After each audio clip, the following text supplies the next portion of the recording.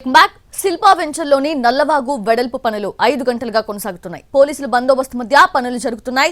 నల్లవాగుని కబ్జా చేసి యథేచ్ఛగా నిర్మాణాలు చేపట్టింది Shilpa group. Google map, revenue map ఆధారంగా అధికారుల నివేదికలో బట్టబయలైన బాగోతం బయటపడింది. వాగుని కబ్జా చేయడంతో ఈ నెల 6న NH65 పై వరదొచ్చి 2 రోజుల పాటు ప్రయాణికులు తీవ్ర ఇబ్బందులు పడ్డారు.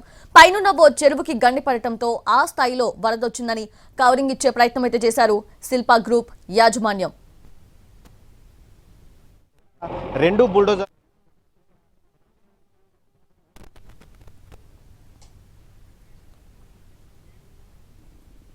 మరిన్ని వివరాలు మా ప్రతినిధి శ్రీనివాస్ అందిస్తారు.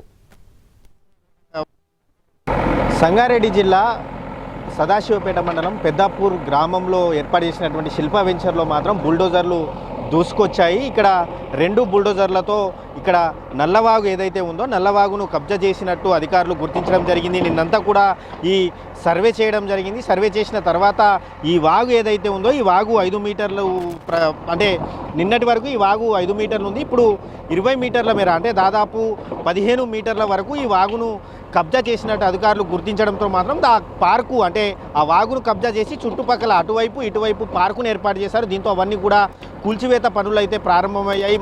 మనం చూసుకోవచ్చు ఈ వాగు ఏదైతే ఉందో ఆ వాగు పక్కనే మొత్తం వాగుకి రైతులు అడ్డం పెట్టి చెక్ డ్యామ్ కట్టినట్టుగా ఒక కాలువ కట్టినట్టుగా కెనాల్ కాలువ కట్టినట్టుగా శిల్పా వెంచర్ యాజమాన్యం అయితే చేసింది. దీంతో అవన్నీ కూడా అధికారులు అయితే కూల్చివేస్తున్నటువంటి పరిస్థితి అయితే కనిపిస్తుంది. మొత్తంగా 20 మీటర్ల వెడల్పు ఏదైతే ఉందో ఆ వెడల్పునైతే అధికారులు ఆ కాలువనైతే వెడల్పు చేస్తున్నారు. మనం ఒక్కసారి కనుక వీటికి సంబంధించినటువంటి విజువల్స్ చూసుకుంటే కనుక మన దగ్గర శాటిలైట్ ఇమేజెస్ కూడా ఎన్టీవీ ఎక్స్క్లూజివ్గా సంపాదించింది. శాటిలైట్ ఇమేజెస్ని చూసుకుంటే కనుక మనం ఒక్కసారి మన కెమెరామ్యాన్ రమేష్ మనకు చూపించే ప్రయత్నం చేస్తున్నాడు. ఈ శాటిలైట్ ఇమేజ్ ఏదైతే ఉందో శాటిలైట్ ఇమేజ్ని ఒక్కసారి మనం చూసుకుంటే కనుక ఇది 2016లో తీసినటువంటి శాటిలైట్ ఇమేజ్. ఇది మనం ఒకసారి చూసుకోవచ్చు స్పష్టంగా 2016 ఇయర్లో ఉన్నటువంటి శాటిలైట్ ఇమేజ్ ఏదైతే ఉందో ఈ విజువల్లో మనం స్పష్టంగా చూసుకోవచ్చు. 28 మీటర్స్ నాలా ఇయర్ ఆఫ్ 2016 అనేది మనం ఇక్కడ విజువల్స్లో చూసుకోవచ్చు. ఇటువైపు సర్వే నెంబర్ 626, ఇటువైపు సర్వే నెంబర్ 627, మరోవైపు సర్వే నెంబర్ 628, ఇటు 637 సర్వే నెంబర్ మధ్యలో ఇదంతా కూడా చుట్టూ ఉన్నటువంటి భూమి ఏదైతే ఉందో ఆ భూమి అంతా కూడా పట్ట ల్యాండే. కానీ ఈ కాలువ ఏదైతే ఉందో నల్లవాగు మాత్రం పట్ట ల్యాండ్కు సంబంధం లేకుండానే ఇక్కడ ఉన్నటువంటి పరిస్థితి. కానీ 2022కు వచ్చేసరికి ఒక్కసారి 2022లో ఈ కాలువ పరిస్థితి ఏందని మనం చూస్తే కనుక ఇక్కడ ఇయర్ 2022 మనం స్పష్టంగా చూసుకోవచ్చు.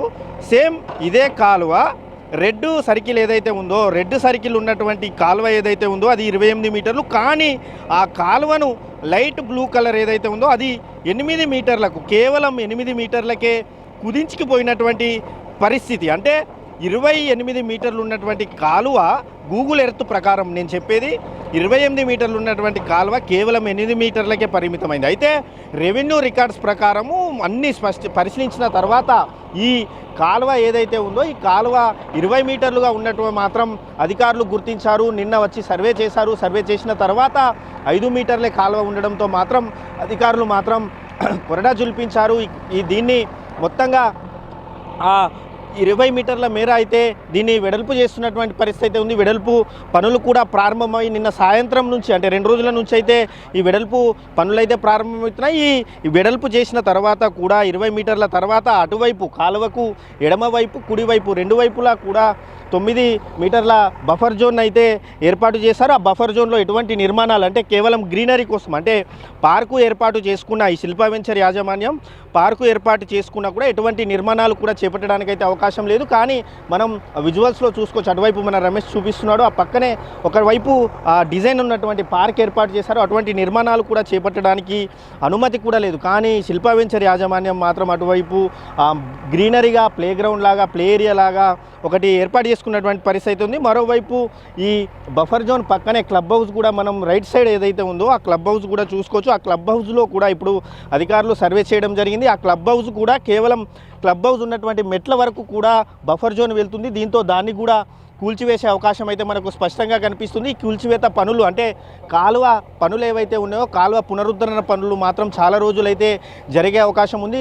ఇప్పటికే కాలువను కూడా పూర్తిగా పూడ్చివేసి మొత్తం రేగడి మట్టి వేసి మాత్రం మొత్తం కాలువనైతే పూడ్చివేశారు. దీంతో అధికారులు మాత్రం పార్కు పరిసరాల్లో ఉన్నటువంటి చెట్లు ఏవైతే ఉన్నాయో అక్రమంగా ఏర్పాటు చేసినటువంటి పార్కులో చెట్లు అదేవిధంగా మట్టిని అయితే తీసివేస్తున్నటువంటి పరిస్థితి మనకు కనిపిస్తూ ఉంది. మరోవైపు అధికారులు మాత్రం ఈ నల్లవాగు కబ్జాకు గురైనటువంటి కిలోమీటర్ శిల్పా వెంచర్ ప్రాంతంలో కిలోమీటర్ పొడవు వరకు మాత్రం ఈ నల్లవాగు ఆక్రమణకు గురైంది. ఇటువైపు మరోవైపు అటు ఎగువన దిగువన రెండు వైపులా కూడా ఉన్నటువంటి వెంచర్లలోనూ ఇదే పరిస్థితి ఉంది. దీంతో మొత్తం కాలువ పునరుద్ధరణ పనులు మాత్రం అధికారులు అయితే చేసే పనులతో నిమగ్నమైనటువంటి పరిస్థితి మనకు కనిపిస్తూ ఉంది. కెమెరామ్యాన్ రమేష్తో శ్రీనివాస్, ఎన్టీవీ, సంగారెడ్డి జిల్లా నుంచి.